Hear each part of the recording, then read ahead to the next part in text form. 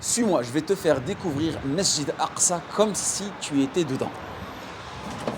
Là, je vais vous faire découvrir où est-ce que le prophète sallallahu alayhi wa sallam a réellement prié. Bien sûr, ici, c'est une maquette. Donc, Masjid al-Aqsa, déjà, c'est 144 000 mètres carrés. C'est ça qu'il faut comprendre. Certaines personnes, elles pensent que Masjid al-Aqsa, c'est le dôme du rocher. Non, Masjid al-Aqsa, c'est ici. Venez, je vous explique. Mais sachez, Allah yabarak fikoum, que le prophète sallallahu alayhi wa sallam, quand il a prié ici, il n'y avait aucune construction.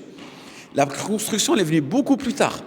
L'année 15 hégirienne, lorsque Omar ibn Khattab radiyallahu anhu est venu sur cette esplanade-là. Et il a trouvé énormément de débris, parce qu'il a été mentionné que les chrétiens, pour se venger des juifs, jetaient leurs débris dans cette esplanade-là.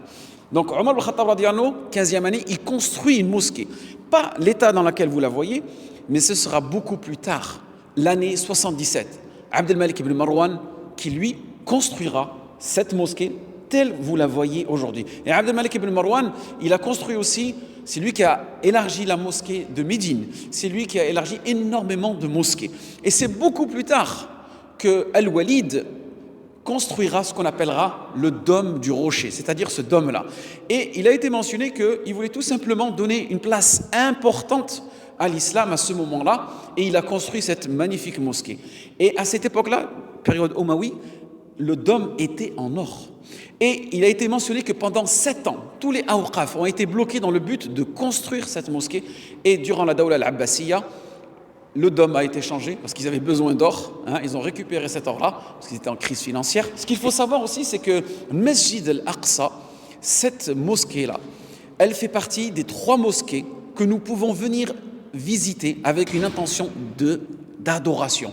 Masjid al-Aqsa aussi, elle fait partie des 4 mosquées dans lesquelles le Dajjal ne rentrera pas. Et Masjid al-Aqsa, bien sûr, ça reste un symbole pour nous les musulmans.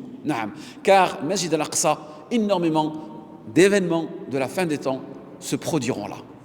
أتيت وقد توزعت الهدايا وحملت الرحال على المطايا عبيدك يا إله الناس غاو وليس سواك يمنحني هدايا أتيت وقد